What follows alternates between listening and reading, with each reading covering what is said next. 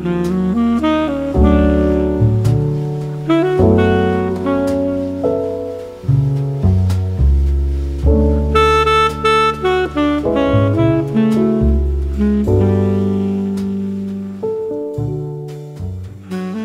are getting ready to go vote and then go to the bookstore. I kind of want to start this book. It's called The Last Minute First Lady because it's giving the vibe of like election season. And I feel like if I don't read it now, I'm not going to be as like excited to read it later on. It just looks really good. It's by a Black author and it doesn't have a ton of reviews. I think it only has like maybe 1,300 or something on Goodreads. I feel like this outfit is giving like, I don't know, it's giving like go to the polls. I don't know why. Maybe it's because I have this little like pearl necklace thing and then I have this really structured cardigan. I don't know, it's just so freaking cute. I love to like dress the part when I'm gonna go and do something. I also have this brown bag, but I'm wearing matching brown boots, which is the cutest thing ever. I've been trying to just like really make my style feel very much me, and it has been lately, which is making me so happy. We're gonna go vote really quick and then I have to drop off a package at the post office. I had like a giveaway a while back and we finally picked the winner, so I'm gonna go send the package to her and then we're gonna head over to the bookstore because I cannot wait to go pick up some books. There are some books that are in my barns that weren't there before and they're on a little list of mine, so I'm hoping that they're still there when I get there. We'll just have to see.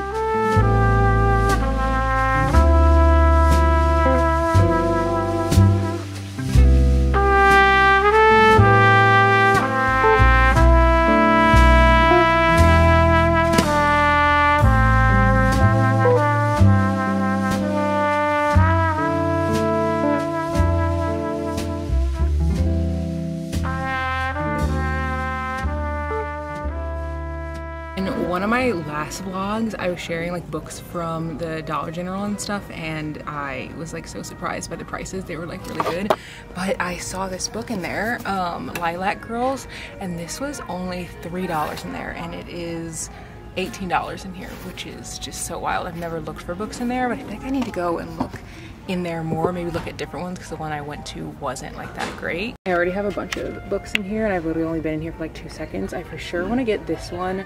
I've heard such great things about it, and since I've been getting into historical fiction lately, I feel like I'll really enjoy it.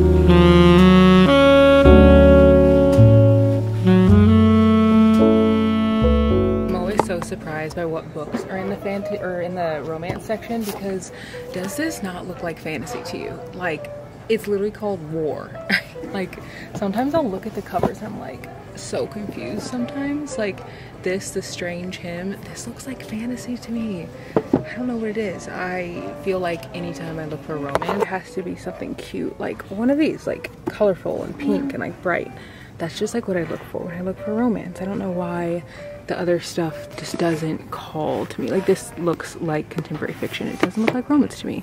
But I guess it just is, it goes to show that I have like a type for what I look for whenever I get a cutesy little romance book. I read one of her Christmas books last year and wasn't obsessed with it, and I also read this entire series, but I kind of want to try like another book of hers that's not in a series to see how I feel about it. I'm very big on like giving authors second, third, fourth, fifth, and sixth chances. Sometimes they let me down, but I feel like for the most part there's usually one that I like. Like in the last vlog, I bought this because I want to see if I like this book better than I liked Flawless, and we'll see, but I've just heard great things about this one. This was one of my favorite books in high school, and I've been wanting to reread it because I just really don't remember what it was about. But guys, look, they have sprayed edges. This makes me want to buy this even though I already own it. I'm not going to, but it definitely makes me want to buy it because it looks so cute.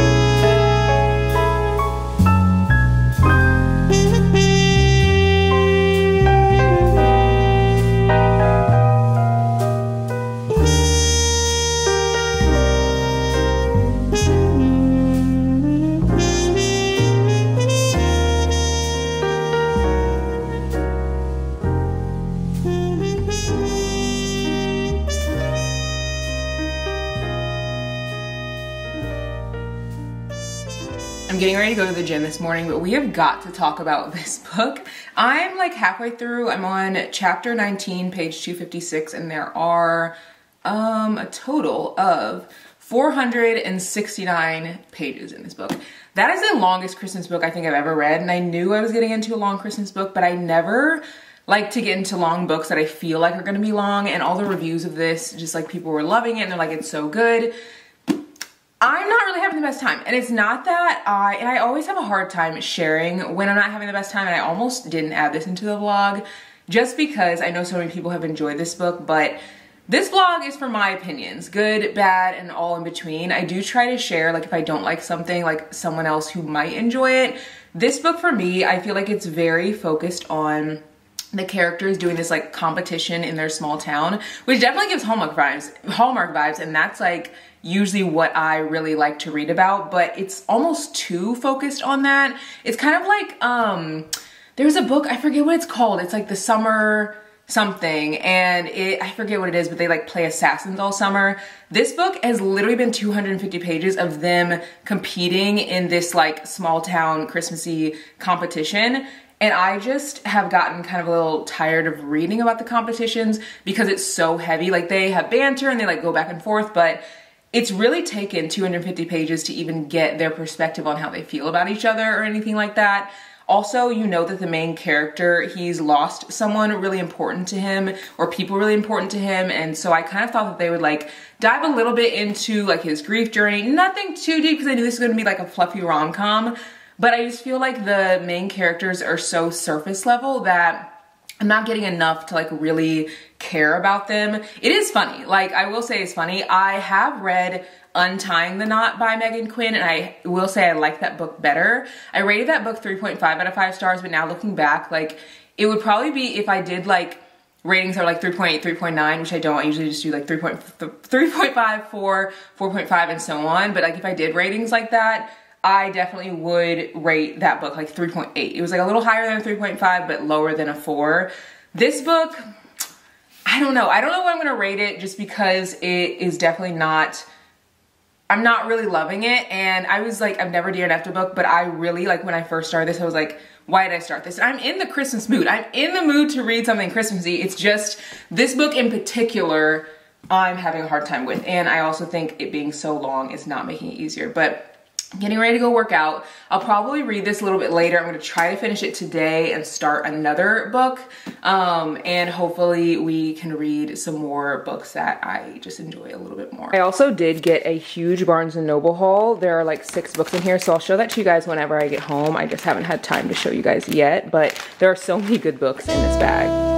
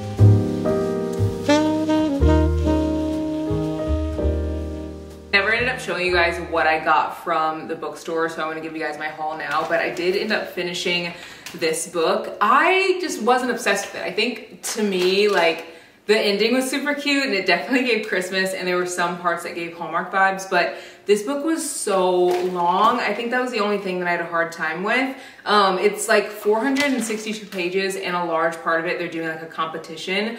It's about like two rivals who are like competing in like a Christmas competition together. It started off really cute, and then I think by like the 5th, 6th, 7th competition that they had, I was like, I think I could have understood what the author was trying to say by like 3 competitions.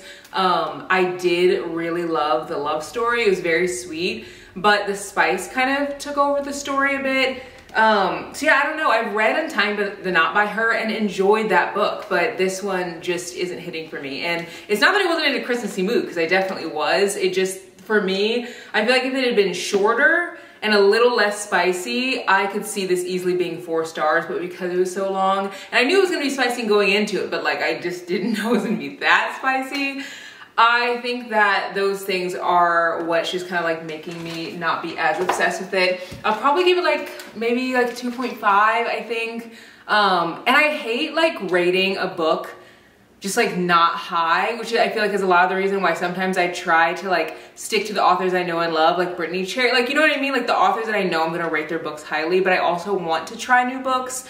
So I don't know, I feel like I try really hard never to be like hateful or to be like, this book sucks, like no one should read it. Like I try to explain why I didn't like it, why someone else might like it. Like example, if you like more spice and if you like long books, like there was someone on my TikTok who was like, hey, can you please recommend super long books because I finished 400-page books in like a day? And I'm like, ma'am, I got some book recs for you. Like, and this would be perfect. Like, because if you like long books and you like it to kind of go like on and on and on, then you could pick this one up. But for me, I just like, I don't know, it just wasn't, it wasn't for me. And I definitely still enjoy her as a writer, but that book specifically, I just was like, not my favorite.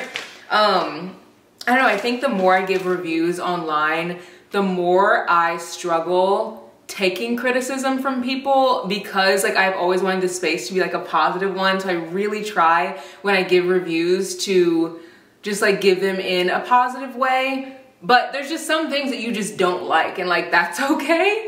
And I feel like you guys have come to this channel because you like my reviews, like good, bad, and everything in between. But I'm gonna start Frigid. This is by Jennifer Lynn Armentrout. I've read 2 of her books, really loved one of them, and the other one was just like so-so. I think it's called Wait For You. I really loved that one. It was 4 stars for me. Like I recommend it all the time. And the other one was, I think like The Problem with Always or something like that. And the only reason I really didn't like that one was because she struggled to speak, and the majority of the book she wasn't speaking, and you got her inner monologue and you didn't get dialogue from other people, which I don't mind books like where the characters aren't speaking, because like I read the Brittany Cherry book in the last vlog, and like she didn't really speak very much in that, but you got tons of dialogue from other people, and there were like side stories and things. So that book specifically was just a lot of an inner monologue. So I'm gonna read this one. This was re-released with the new cover, so it's not technically like a new release because it's re-released with a new cover, but I feel like so many of the new releases these days are like that. But let's go through the books that I picked up. I got so many. I got 5 books, and I honestly think I'm going to go back to the bookstore. I don't know if it'll be this weekend. I feel like I want to go tomorrow, but I don't know if I'm going to put it in this vlog or another vlog, probably another vlog. But I want to go back because I have just been feeling not the best after the election. It has just been very hard to like understand. And I think for me, it is about the candidates, because obviously, like you guys saw, I was like so excited to go vote and everything like that. Like, you know, I was wearing blue and just like the vibes are high. And I think for me, I was just like, there's no way that someone who has like a track record of just like hate, and also is someone who is a literal felon, like that has a court case like coming up, is just gonna be like voted. Like I was like, there's just no way. Like, and I started thinking, I was like, I couldn't imagine if a like person who is black was going to like be up on the ballot and had their track record. Like imagine that transferred, you know what I mean? Like imagine that track record being taken and put onto like a black person who's like running for presidency. There's no way that that person would be on the ballot. And I think just so many thoughts have run through my head of like, this is the country that we live in. And I've seen so many of my friends who have had their like channels, YouTube channels, their TikToks, their Instagrams like taken down after talking about either politics or talking about just like their personal beliefs on things that kind of like don't really align with the government or like what the government would like you to either believe or like whatever. And I think like I've had so many conversations with Brady about how we all feel free and we all feel like we have liberty and freedoms and like freedom of speech and all this, but then it's like you really, when it comes down to it, we don't. And when it also comes down to it, we feel like we've moved so far ahead, but we've also taken 100 steps back every single day with things like this. So I don't know, I feel like there's been such a heavy feel on just like how I feel about the world that we live in and how I feel about the world my future children will live in. It just doesn't feel good. And I also think back to like when people were running for president, like when I was younger, and like the debates then versus like debates now, and how there's so much like hate and so much like anger, and it's just, and I'm not saying that it wasn't like that then, but it's definitely amplified like 10 times more now. And it's just so wild. Like it is so wild that like a reality TV star is our president. Like, and I remember when people were like, when Kanye was running, like, I don't know if you guys remember, like when Kanye was like, or thinking about running or whatever, people were like, oh, absolutely not. Like, there's no way. Like, there's no way that like people will vote for Kanye. And that is accurate. No one would vote for Kanye. Like, he would not be voted in. But I think the biggest reason why people said there was no way that people would vote for him is because he, like, he's like a celebrity. And figuring out like that doesn't matter, it just, I don't know, it just blows my mind. So anyway, I have like 5 books that I want to go through here, but I also have a ton of other books that I want to pick up. I think I'm gonna go to a independent bookstore. I've been trying to go to this independent bookstore for a while and I never really got the chance to go there.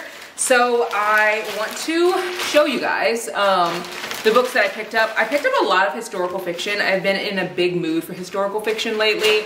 I just think with like the way the world has changed and realizing how it hasn't been that long since like women were able to vote, and how it hasn't been that long since Black people were able to vote, and how like it feels like so many of these things were so long ago, and like you realize when you really dive into history that it was not that long ago, that it's made me more inspired to like dig deeper into the history that I feel like I haven't learned. So for example, I picked up The Reformatory, which this is a book so many people have talked about, and this is actually a horror. I could not find it because it was in the horror section. And it is about the terrors of the Jim Crow South, and it's told in like a horror. So it's like based on true events, and it looks like it's gonna be a really heartbreaking, but also, and like very tragic story, but also really informative, which I feel like is what I'm kind of looking for in this season. I feel like I'm definitely a romance girly, but I've been leaning into historical fiction even more in the like winter, fall, like cozy season. And I'll just be interested to see how my taste continues to like build. And I wouldn't say change, because I feel like I've had so many people who are like, oh, your taste is maturing. And I don't like that sentiment, because saying my taste is maturing because I'm reading contemporary fiction now or reading historical fiction now is almost saying that the taste I had before, which was like romances and still is, or like thrillers and stuff, is immature. You know what I mean? Like, because if you're saying I'm maturing now, then what was I before? So I like to say that my taste is expanding, but it's not like getting better or worse. It's just like books are books,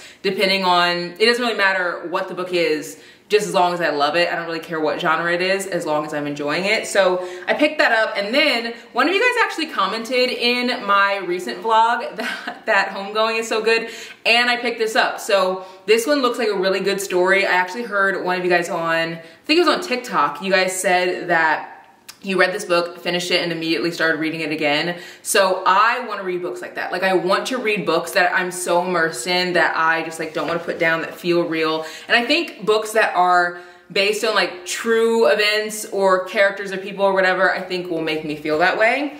I also picked up the X-Vows because this is the book that was stolen when I was in Vegas, and I just like needed to have a physical copy because I might read it again, you never know. I will say I did share this haul over on my Instagram and TikTok, so if you were following me there, you would have seen this in real time. So make sure you're following me there because I do post, I think I usually post once a day on Instagram, and I always post once a day on TikTok, but sometimes I'll post twice a day. Like the last few days I posted like twice, and it's like all bookish stuff on TikTok, and then it's like bookish slash like very like positive self-love type of vibes on Instagram. And then of course I have my podcast. You guys can go listen there. I talk about books.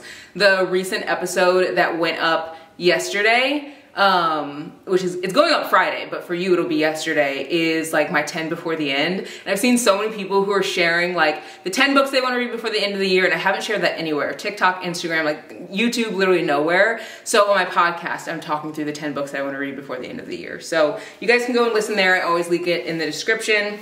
I also picked up Wild Women and the Blues. This just looks like a really good story telling like more history of like the music industry and jazz and stuff, and it's also by a Black author. All three of those books I just showed are by Black authors, and this is by a Black author as well. I think the X-Vows is the only one that's not like a diverse read.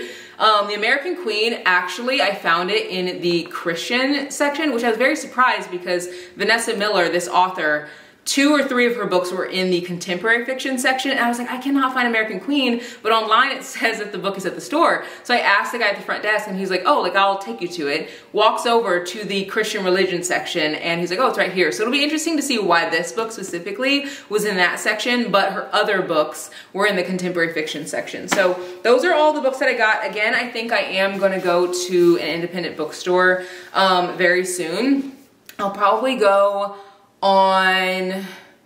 tomorrow and maybe put it in the next vlog, I think. I feel like I'll probably finish like Frigid tonight. It's pretty short. It's just like a cutesy Christmas read, so I feel like it'll be like one that will be easy to read. Yeah, this one is it's less than 300 pages, so I feel like I'll finish that super fast. And I don't know if I'll get to the Gravity of Us by Brittany Cherry. I want to, but I just am not positive if I will. I do want to show you guys my TBR because I didn't end up showing you guys that, and I have changed it since the last TBR video. These are the books on my TBR now. I have definitely updated it since the last like video that I did. I added another historical fiction here because I only had Sisters in Arms, and I added Take My Hand. I also added more Christmas reads. These are the Christmas reads other than the ones that I just showed you guys, because I realized like I have so many Christmas reads and there's no way I can finish them all in December. I try to put on my TBR like the books in certain sections. So like these are Christmas reads, historical fiction. This is literary fiction right there.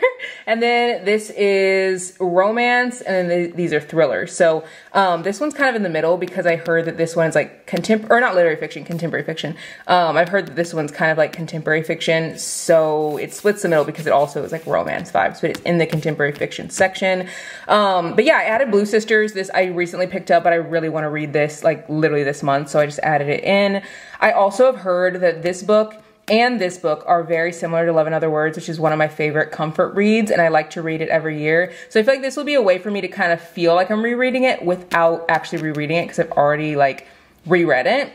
And then I can't remember what else I actually ended up adding that is not on my November TBR. I always change it so much, but I actually never show you guys when I change it. So this is kind of fun to like show you guys how it's updated now, and I'm sure it's gonna change over time. I will say I do think I've decided on what I'm gonna do for Vlogmas. I think that I'm going to do 12 days of Vlogmas. Let me know in the comments if you guys like that idea. I think I'm gonna do 12 days, but one day is gonna be a long video, next day is gonna be a short video, and they're all gonna be back to back. Someone actually came up with a great idea, and they said that I could do like 12 days, but like a new video every other day. So like on the 1st, there's a video, on the 3rd, there's a video, on the 5th, there's a video. So like every other day you get a video all the way up until Christmas. But I don't know, I feel like I kind of like the whole like everyday thing. Like I know whenever I watch like my besties or just like people's channels who I love, I really enjoy watching whenever they have videos every single day. It is not easy to do, but it is so fun. And I just feel like for me, having videos every single day will be really enjoyable because I've always done 24 videos like straight in a row. So I think doing 12 straight in a row is gonna be perfect. So yeah, I think that's what I'm gonna do. Let me know in the comments if you guys like the idea of doing 12 videos in a row for Bookmas. They'll all be book related videos. One video will be like a long video. Next day, you'll get a shorter video. Like by short, I mean like 20, 30 minutes. I just think that that'll be really fun. And then obviously after the 12 days is over, we'll go back to the every, you know, Tuesday, Thursday, Saturday schedule where it's like 3 days a week. I love getting your input. Like when I ask, like, what do you guys think? I genuinely want to know. Like, I'm not just asking that to like be, you know, whatever. Like I want to know, like, cause obviously you guys are the ones who are watching. And I know so many other people post Bookmas videos too, so I wanna make sure that you guys are enjoying what you watch when you watch it. So anyway, I think that's what I'm gonna do.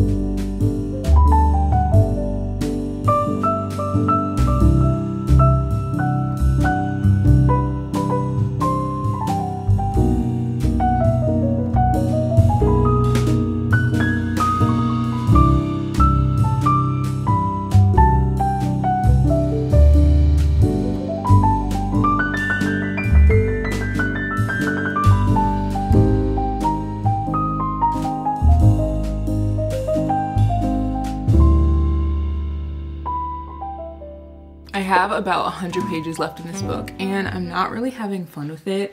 I've read 2 of Jennifer Lynn Armentrout's books and I think I told you guys how like one I really liked and one I was just like not obsessed with, but both of those books had deeper themes in them. Like one had a theme of like family, like the main character, she was in the foster system, and while she was in the foster system, she ended up kind of like falling for this guy who was in the system too. And then they got placed into families and they were like separated. That one was a young adult book and it didn't really have like spice, but it did have like, you know, some scenes in it. And then I think it's called Wait For You, I think. That one was like a college romance and that one definitely had spice in it, but it was about a girl who like, she like struggled with opening up to people because something terrible had happened in her life, and you end up finding out in the book, but I don't want to like spoil it. And you can see that she's really struggling to like open up to the guy, and like he has to kind of take things slow with her to get her to trust him. Just really deep stories. Like, so I kind of expected to go into this story expecting like some like minimal spice, but expecting a very deep story. And I knew from the back that it was gonna be spicy just the way that it was kind of like written. But I just kind of thought it would be like a friends to lovers story type of thing, which it is, but this book is like, I'm not even kidding, it feels like I'm just reading spice and only spice, which is my least favorite type of book, especially if I don't know going into it that it's gonna be like that. Like, I read Restore Me by J.L. Seegers, and I think one of the reasons I wasn't obsessed with it was because going into it, I didn't realize I was going into like a 500-page book that was like pretty much just like lots of spice and like very little plot line. Well, there was a plot, but like the spice was really like the biggest like factor in the book. In this book, I was just expecting to go into something similar to her other 2 books, like heartfelt, deep, has spice in it, but it's like a part of the story. This is about 2 best friends who have always kind of had feelings for each other, but they like never told each other their feelings.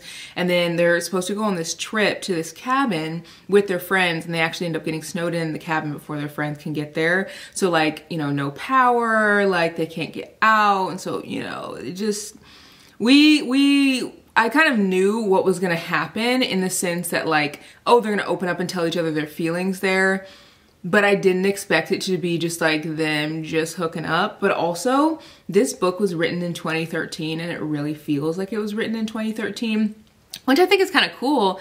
Not the book being like that, but like it's kind of cool how I can see the progression of books and how things have changed so much. Like there's a part in this where they were at the school and he like called this girl vagina. He's like, oh, you're such a vagina. And I'm like, sir, like we don't do that. Like we don't do that, because vaginas are very strong like things, you know, they're very like strong. And it's kind of like, I don't know, I just feel like there's so many like things in this book that definitely make me feel like, oh, this was written in 2013.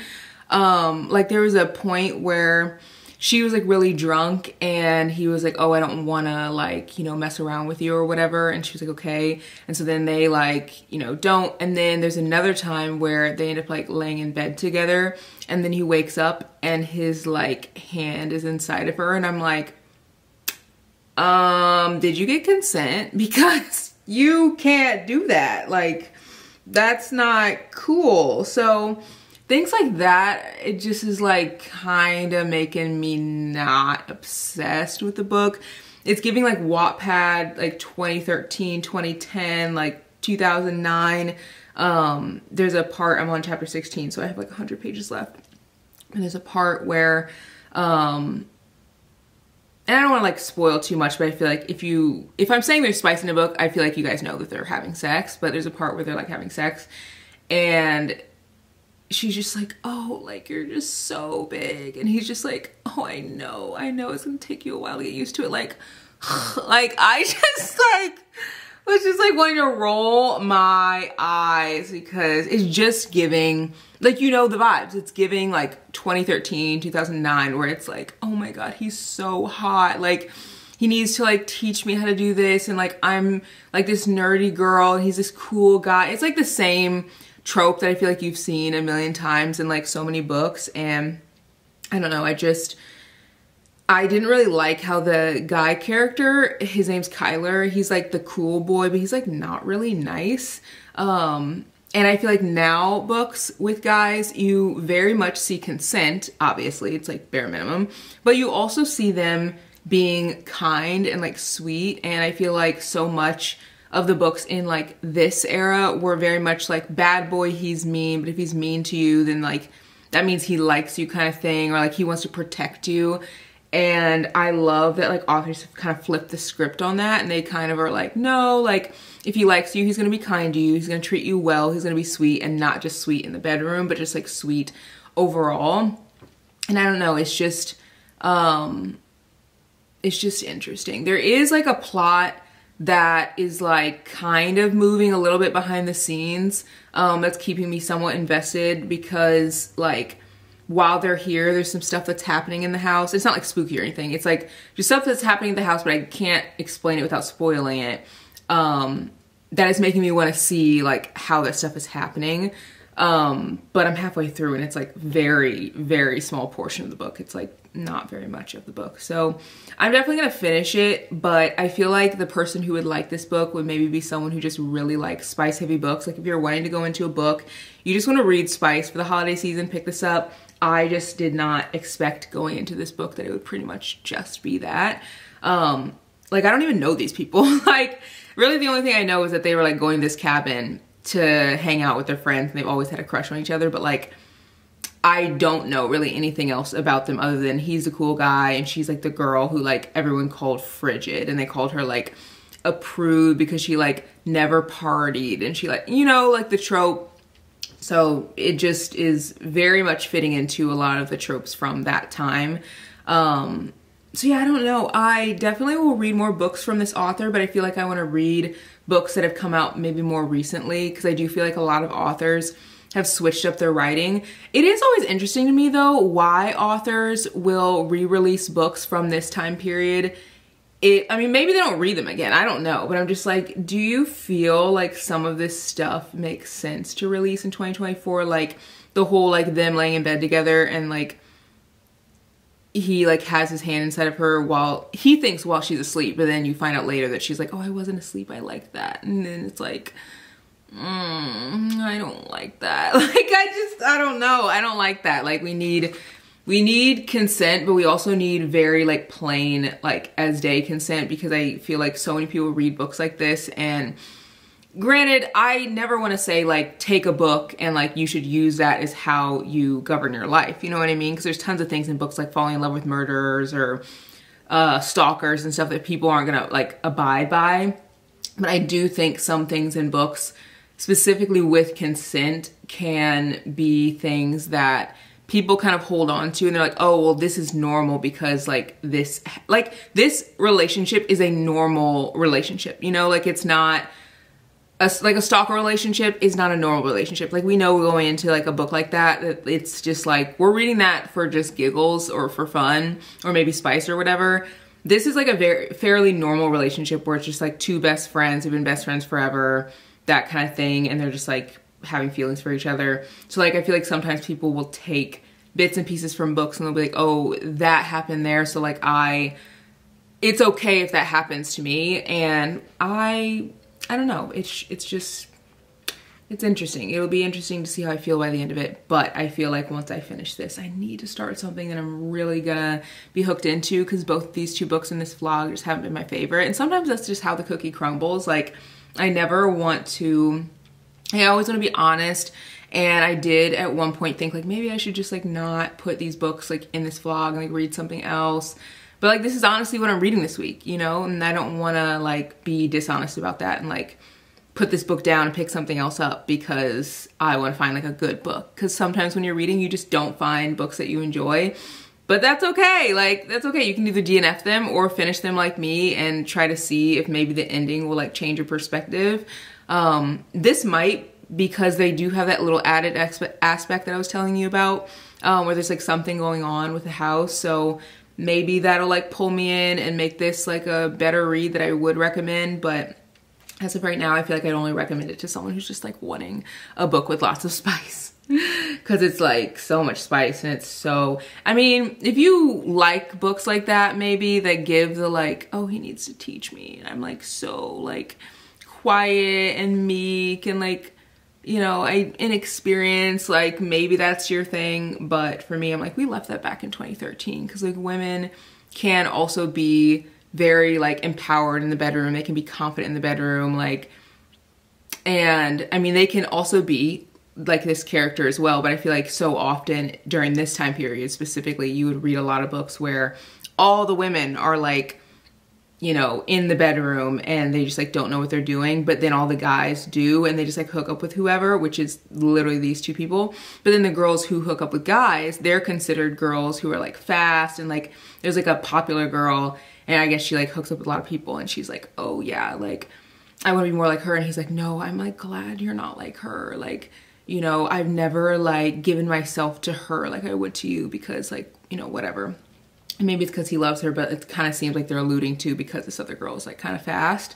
But yeah, I don't know. It's a book. So it just came out this month, but or was re-released this month, but it came out in 2013. So it'll be interesting to see how this one does. But if you want a book with spice, you might like this one. I decided to bring up a few Christmas things. I know, leave me alone, okay? I just love Christmas. I'm not gonna put it up. I just wanted to see what I still have. Every year, I feel like I need a new wreath. I feel like I need a new garland. I feel like I need new stockings. I also feel like I need new ornaments every year, which I do kind of feel like I need new ornaments a lot of the time because I lose a lot of my ornaments or I like break them and stuff.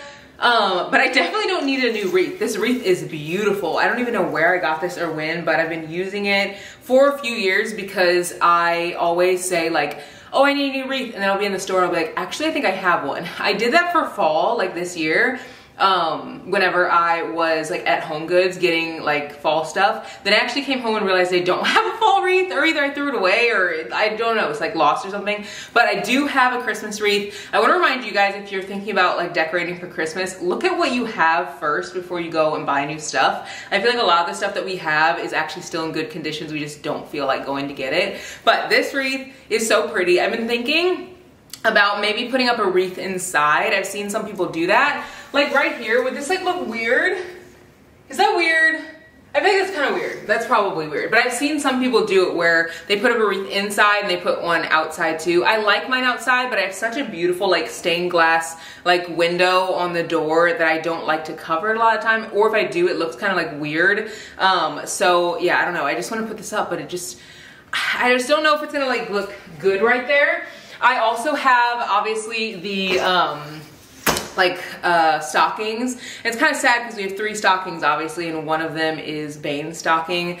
And this is the first like holiday season that I will fully have without Bane, and also without my mom and without my dad. Like last year my dad passed on October 31st, and so we had like Thanksgiving, Christmas without him, which was just so hard and so sad. But I feel like having my mom as an anchor was so helpful, because like for Thanksgiving we all went to her house, and this year like she won't be home for Thanksgiving, so like I don't even really know what we're gonna do. Like I know we're gonna go to Brady's side of the family, but like my younger sister and my younger brother, he's gonna be like where my mom is, because that's where he lives. But my oldest sister, she's gonna be going to see like her side of the family, and she's gonna go with my niece.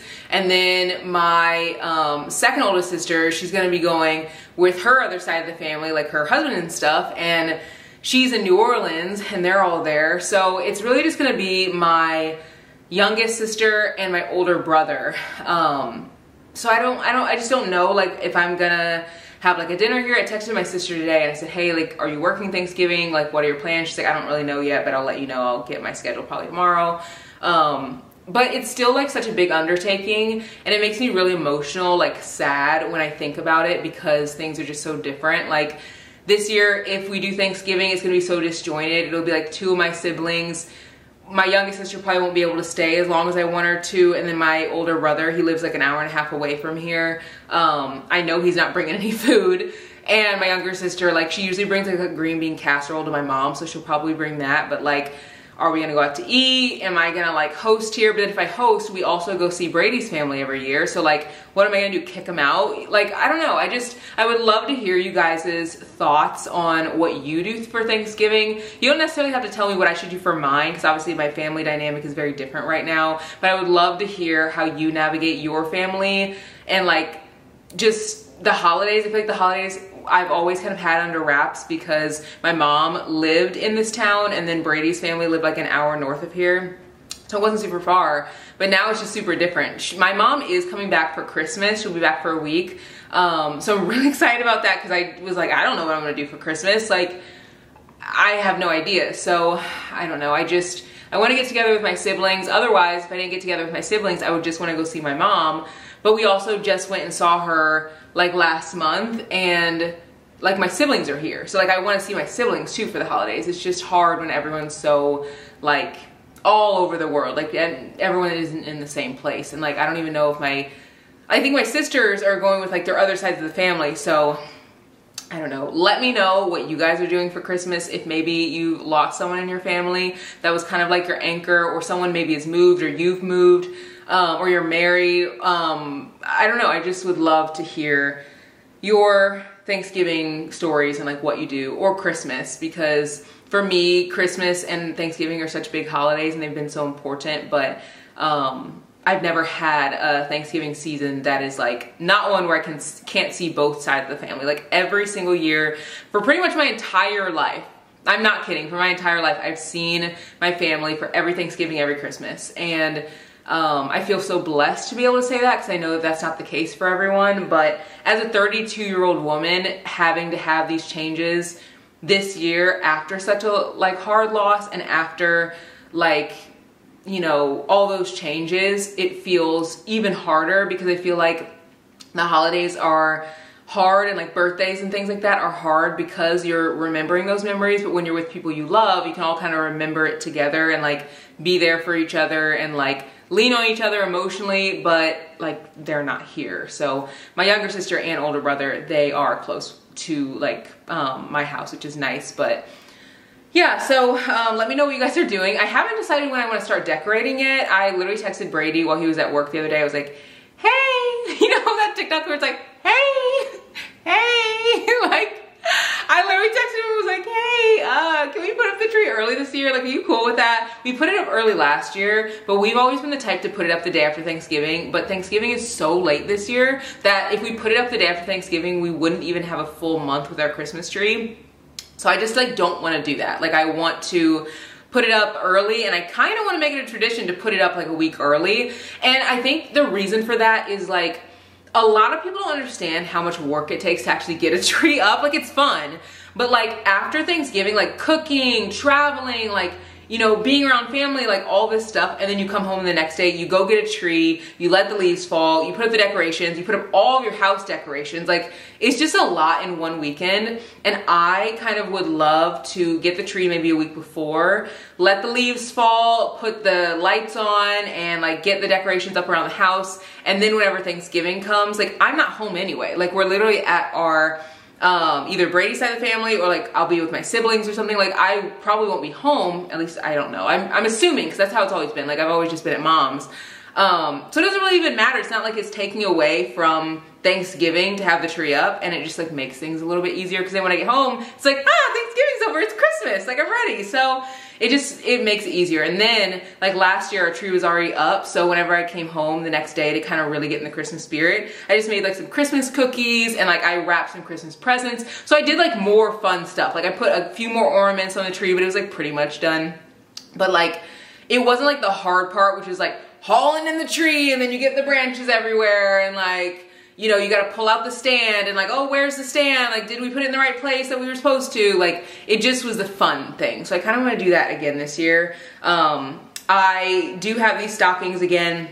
One of them was Bane's. This one right here, it has paws on it, and it's gonna be so sad. Like, just, it's already sad, like not hearing his little paws around the floor. And like, I feel like if you've never lost a pet, that was like your pet. And I'm not saying that like it's not sad when you lose a family pet, because it definitely is. Like, I've had family pets that have passed that I absolutely loved and was like super close with, but it's different when it's yours, because like they like spend all their time and attention with you, and they grow with you. Whereas like family pets, you kind of like move away, you like do other things, then you come back to them. Whereas like if it's your dog, if you move, they move. Like, if you go out of town, you gotta pick them up when you get back. Like, it's definitely a different experience. And I think I thought that when he passed, I knew it would be super sad, but I think I thought that the feelings would be similar to when my family dogs passed. Like, we had a dog, he was like 18 when he passed, and like I was like not super old, but I was older, and it was like really sad. But it literally just felt like, you know, Bane's like my baby, or was my baby, and so like it just felt like there was a hole in our home. Like, you don't hear the sound of his paws, you don't hear or see like the funny little things that he would do that only you or your partner understands, because like, you know, no one understands your pet like you. So yeah, I don't know if I'll put this up just like because, or if I'll just put these up. But it's like, even though he's not here, he's still part of our family.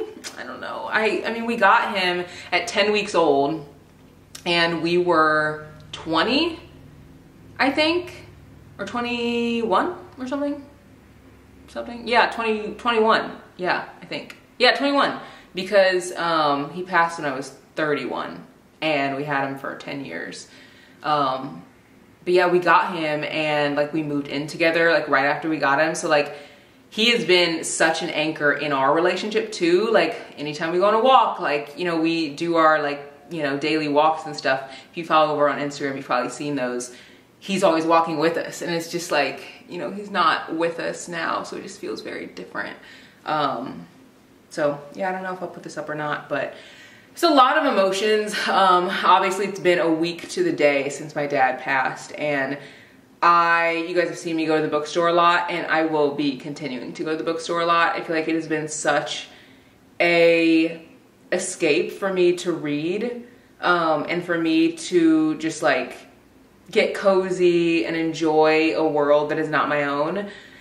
I have really gotten back to myself probably in the last month. And if you know anyone who has lost someone close to them, I don't know if I even said this the other day, but I was like thinking it, I can guarantee that they are not going to get back to themselves until like at least a year. At least. Like I genuinely like could not do laundry, like could not like get up, and like, I mean, I had to, because it's like life doesn't allow you to stop, which kind of like is a weird thing too. Like I feel like there should almost be some kind of like bereavement something. I know jobs will give you like 2 weeks or whatever, so that's nothing. Like 2 weeks is like literally nothing in the span of grief. And I know that grief never leaves you, but I think that even just being able to get back to like regular like life and like navigate through it without feeling the weight of that grief, it took, I'm not kidding, like a full year. Like I don't think that I could,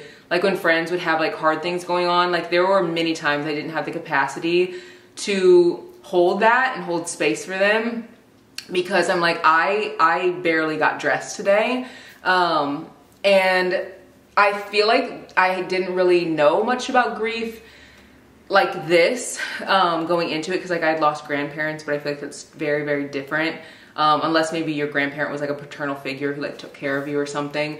But like parents, siblings, like those are anchors, like people that you kind of expect to either pass when you pass or pass like, I mean, way, way late into your life. Like, and my dad was in his early 60s, and you know, I'm 31. Like I'm just really starting my life. Like, you know, we don't have kids, and like we just bought like this home, but it's not our forever home. Like my dad will never get to see my forever home or meet my kids or see like all of the, you know, things that happen in my career, because like I've been a full-time creator for like 3 years, but like there's still so much life I have left to live.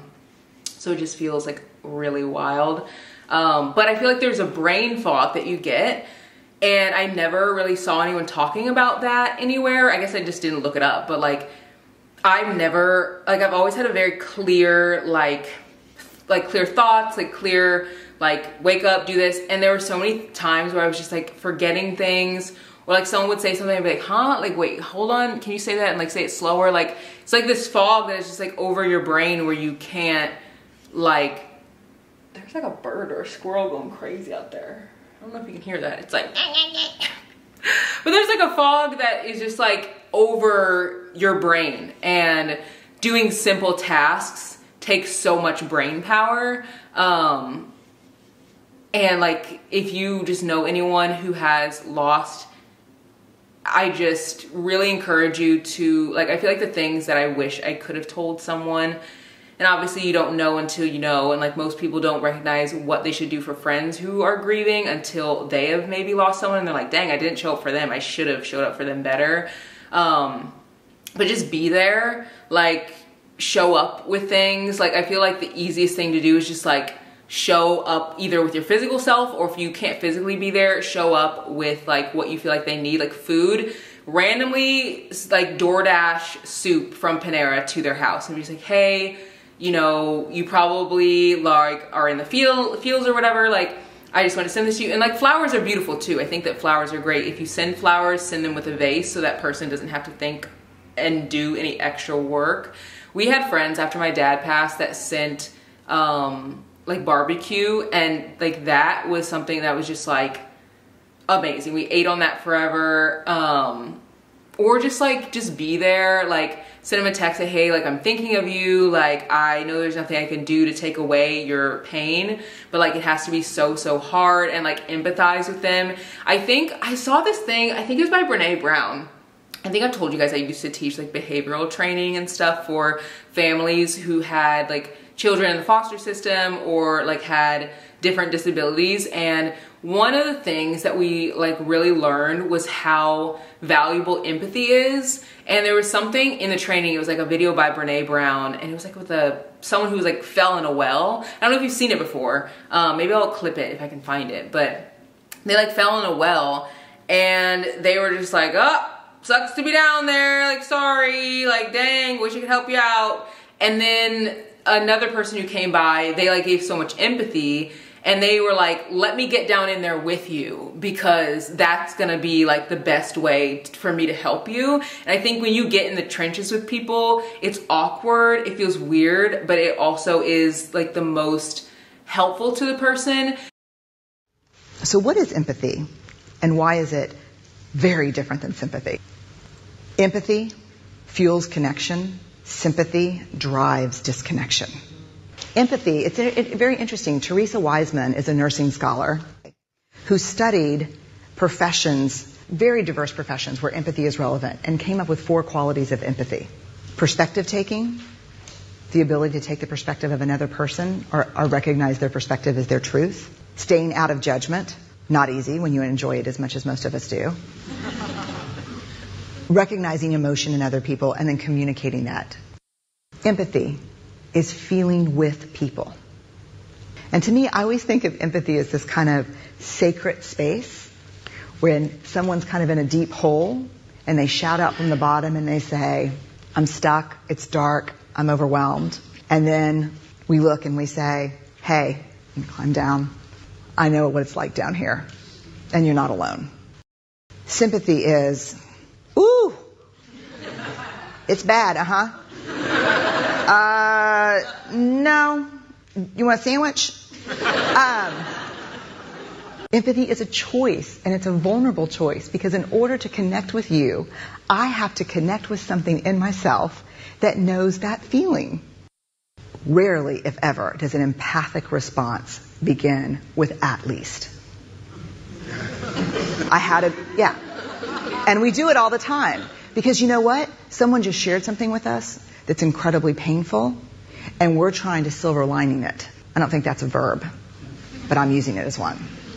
We're trying to put the silver lining around it. So, I had a miscarriage. Oh, at least you know you can get pregnant. I think my marriage is falling apart. At least you have a marriage. John's getting kicked out of school. At least Sarah is an A student. But one of the things we do sometimes in the face of very difficult conversations is we try to make things better. If I share something with you that's very difficult, I'd rather you say, I don't even know what to say right now, I'm just so glad you told me. Because the truth is, rarely can a response make something better. What makes something better is connection. So I always try to put myself in that person's experience and just like really think about how they're feeling. And if I were in that experience, what I would need from them. And again, I know we all have our own thing. So like, it is hard to be like, hey, show up for them when you're like, hey, I'm barely hanging on over here. But I also think that there are certain times in life where we just cannot miss and cannot not show up. Like weddings, baby showers, like those are certain things that it's like funerals, you just should not miss if you're like close with someone. But also I think that there's moments where like you shouldn't miss as well. Like not even just like the events to go to, but like the, you know, if someone is like having a baby and they're having a new business that they're like, you know, creating and they're like excited, that would be a time, like if they're like, hey, did this happen? I just got this new promotion. Check in with them a week later. Hey, like how's the promotion going? How's the new job going? Like things like that I feel like can be so overlooked, but for the person, it will mean everything. And I'm not just, I guess, saying this in particular to like grief, but I feel like a lot of the time as friends, or family, like cousins, siblings, whatever, like it is very easy for us to feel like our life is the only life that is like hard or that has like a lot going on. Like we all have stuff going on, but that person who went to your baby shower or who went to your graduation or who, you know, texted you when you're having a hard week, like all of those people who are doing those things for you, they also deserve the same like back. You're not any more or less important. But I do feel like funerals, especially at my age, because a lot of my friends have not lost anyone outside of like a grandparent, they're tricky because people don't know what to do because they've never went through it. Whereas like marriage, like people know, like you RSVP on time, like you know, you go to that wedding. But I think it's because a lot of people have gotten married at my age, or graduations. Like you just know how important that stuff is. So I don't know. I definitely feel like there was a huge brain fog. I'm definitely like past that fog, but it's still hard sometimes to just like step back into a lot of things when I'm still feeling that heavy grief, especially in the holiday season. And as the holidays get closer, it's just like so many emotions. So I don't know if I'll put this up or not. I think I might, just for the memories, but also I might look at it and just get sad. But I don't know. I do want to give you guys an update on the book because I did end up finishing it. I just got this text from Brady, and tell me this isn't the hottest thing you've ever heard, like a guy say. He said, do you have plans tonight or just during the day? And because I like went to lunch with a friend earlier today, and I was like, oh, just like, you know, earlier today, like, you know, nothing wild. And so like he didn't text back, and I was like, okay, like he's probably just like working. And he texted me and he goes, not anymore, you're not going to take you to dinner. Valet at 7:45, no makeup, but wear a dress that makes you feel hot. And he knows that I hate wearing makeup, and so like sometimes I feel, well not, okay, I don't wanna say hate. I don't hate it, but I feel like a lot of the time when I want to look pretty or feel hot, I feel the need to cover up my skin. And I actually stopped wearing like a lot of makeup probably like a year and a half ago or so. And a lot of it came from Alicia Keys because she stopped wearing makeup, and it just really makes you realize how much you rely on makeup to make you feel beautiful. I have dress options, a book review, and a book haul. So I'm gonna show you guys all of that. We'll do the book haul after I show you guys the dress options, and then I'll do the book review after that. So the first dress option is this one right here. It's from Abercrombie, super cute. It's like form-fitting, but it still is very much me. You know, it's like long sleeves. Figured I could wear like pearls with it. It's literally like hip hugging. Like it is such a nice dress. I actually tried this on Instagram stories, so you guys can go over there and look. I also added the video to my like to know it and to my Instagram hauls highlight. But I got this, and this is kind of what I want to wear. It just came in today. Let me show you. Okay, so this, I don't want to wear this, but I did buy it. And I'm going to show it to you because it's in the package.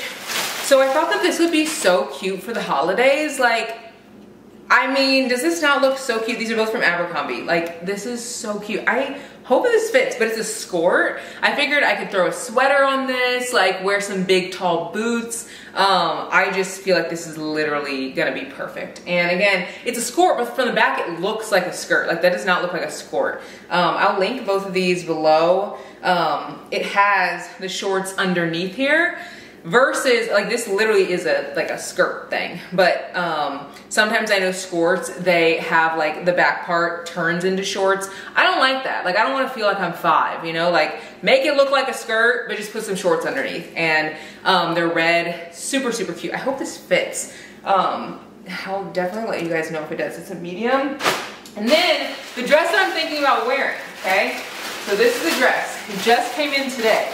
And I've been trying to find more dresses that are in between because I have a lot of like super dressy, like black dresses, like one shoulder dresses that are perfect for weddings, but I don't really have an in between. Like if someone's like, hey, let's go to dinner and dress nice, you know, like this is cute. This is super cute. But when I want to look like sexy, the dresses to me that give sexy are usually the ones that aren't like as flowy as this. And I also think because I wear these like day to day, I do think that this would be dressy if I was going to like, I mean, it's dressy, it's not dressy, but I think that I would love to wear this like on Christmas with the family or something. But if I'm going to dinner and I'm trying to look sexy, you know, it's like, this is what I'm looking for. So I got this. Now, I know it's not showing much, okay? It's not saying very much. Maybe I'll try this on. Should I do it? I don't know. No, I'm not gonna do it. I'm gonna put in a picture. I think that this dress gives hot girl because it's gonna be like tight, hopefully. I mean, this is a medium. I got a medium tall. It's always so hard to decide what's gonna fit your body, but the picture looked perfect, and the person in the picture was 5'10" and was wearing a tall, and a lot of the time my butt makes things like a little bit shorter, so I'm 5'7", so I was like, I think that that'll be perfect, because the slit in the front is like, I mean, it hikes up a bit, so I wanted to make sure that it like was long enough. So I'm thinking about wearing this or wearing this. I haven't decided yet, but those are the options. Shoot, maybe I'll even wear that skirt with the boots. That could be cute with like a cute top. I like tall boots. I don't know. I feel like that could be cute. But I'm gonna put these over here and give you guys a little book review. So I already gave you guys my thoughts on this book. Wasn't my favorite. I think I'm gonna stick to 2.5 out of 5 stars. Just wasn't my favorite.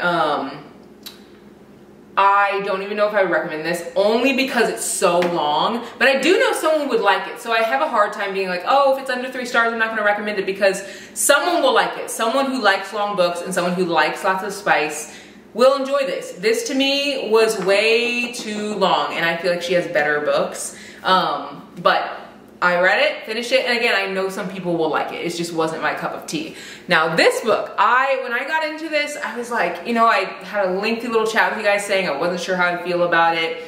This book actually ended up being a lot better than I thought it would be. I'm gonna leave this at a rating of 3 stars. And remember I was saying that there's something with the house that's going on that might like wrap up the story and make it better. That came through, and it made the pacing of the story so much better. It added so much dimension to the story. I can't say anything about it because it would definitely spoil it. And everything I said before about it being kind of like Wattpad vibes definitely is, especially with like a thing that ends up happening. But I do think it was like a lot more enjoyable because they kind of like put a halt on the spice and really like amped up the story with the thing. And it was like, whoa, like left and right things are coming out of, you know, thin air. So I really ended up enjoying this a lot more than I thought I would. Like I was like, ooh, this could be a 2-star. Like it could be 2.5, like I don't know. And I enjoyed this a lot more than I thought I would. So 3-star, cutesy read. You definitely, not cutesy. By cutesy, I think like, ooh, makes your heart warm. No, there's a thing that's in this. It's like, okay, that's not really cutesy. But it was fun. It was entertaining. You don't have to really read this at Christmas because they get snowed in, but like it's more of just like a snowy setting versus like a Christmassy setting. And I heard that, or I saw on Goodreads that that's a series. It's like book 1. So you can read more of it if you enjoy it. I do have a book haul. Did I just go book shopping? Yes, leave me alone. We already talked about this. Why I wanna go book shopping. I wanna go book shopping. We already talked about it, okay? We already talked about it. I'm gonna be book shopping a lot this holiday season, and that's okay. That's okay, and I love Amazon's deals. So I ended up getting these 2 books. These are both historical fiction. I know I told you guys I'm in a historical fiction mood. I was so serious when I said that. I got 2 books, and I actually have an Amazon book haul coming. I haven't done an Amazon book haul since, I'm pretty sure it's been like 5 months since I've done an Amazon book haul. Like I feel like I used to do those monthly, and now I haven't really. I've been shopping a lot at independent bookstores, but there are some books by Black authors specifically that a lot of independent bookstores don't have. And so sometimes I'll buy them on bookshop.org, and sometimes I'll get them on Amazon or by the author's website. But sometimes new authors don't have their books even on like a bookshop.org. They're just like on Amazon. And it's probably because they're like so new and have like 5, 6, 10 reviews. So you guys know I love trying new books by Black authors. So there's gonna be a lot of those, but also there's gonna be some other books. Just, it's a huge, great haul. It's on its way. So you can expect that video soon. But I ended up getting the book Stay With Me. I cannot pronounce the name of the author. Ayobami Adebayo, maybe? This won Women's Prize for Fiction. It was shortlisted. It says, Yeji is hoping for a miracle for a child. It is all her husband wants, all her mother-in-law wants, and she's tried everything. But when her relatives insist upon a new wife, it is too much for her to bear. Unraveling against the social and political turbulence of 1980s Nigeria, Stay With Me is a story of the fragility of married love, the undoing of family, the power of grief, and the all-consuming bonds of motherhood. It is a tale about the desperate attempts we make to save ourselves and those we love from heartbreak. And this just looks good. Like, I also love books that are like less than 300 pages, and this is like 279 pages. The spacing of the words it's super spaced out. There isn't a ton of dialogue, but it does look like it's just gonna be an interesting storyline. So I'm really excited to read this. It starts out in December 2008 and then it goes backwards to 1985. So historical fiction. And I got another historical fiction. This is The Great Mrs. Elias. This is by Barbara Chase Riven.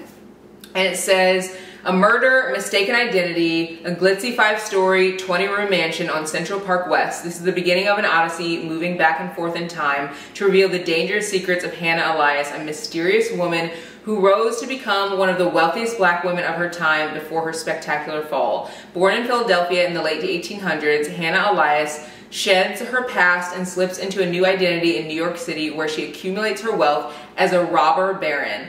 Hannah quietly invests in the stock market, growing her fortune with the help of businessmen. As her investments grow, Hannah hides millions across 29 banks. She ultimately buys her dream home, a mansion on the Upper West Side, and decorates it in gold and first-rate decor, inspired by Cleopatra, her idol. Packed with glamour, suspense, and drama, populated with real-life luminaries from the period, The Great Mrs. Elias brings a fantastic woman and the age she embodied to glorious tragic life. This just looks good, and I've never heard about this woman. I'm assuming this is based on a true story, but I also could be totally off. I need to look it up. Let's see. Oh, this does look like this is like a true story. Yeah. Oh my gosh, it says most of the names have not been changed. Not been changed to protect the innocent, because there are no innocents. Oh my gosh, some, however, have been changed to protect the guilty. Wow. There's like court documents, real estate sales, police records, psychiatric records included in this novel. I'm tapped in. I'm literally tapped in. I feel like this is gonna be so good. It starts at 1903 and then goes all the way to 1904. So the words are pretty spaced out. It's pretty floppy, which I like. The other one wasn't as floppy. It looks like there's a pretty good amount of dialogue in this. Not like a wild amount, but like a pretty good amount. So I feel like this will be an easier one to read. And this one is a little under 400 pages. So those are the books that I picked up. Make sure that you guys are following over on Instagram. I did like a little morning routine thing that went up. And I wake up every morning at 5 a.m. to read. I feel like a lot of people ask like how I read so much. You guys can go and see like my morning routine over there, but I also show so many like hauls, book hauls, like all the things over there too, and TikTok. And I also share on my podcast. I did my 10 before the end. It just went up. So anyway, hope you guys enjoyed this video, and I'll see you guys in the next one. Bye guys.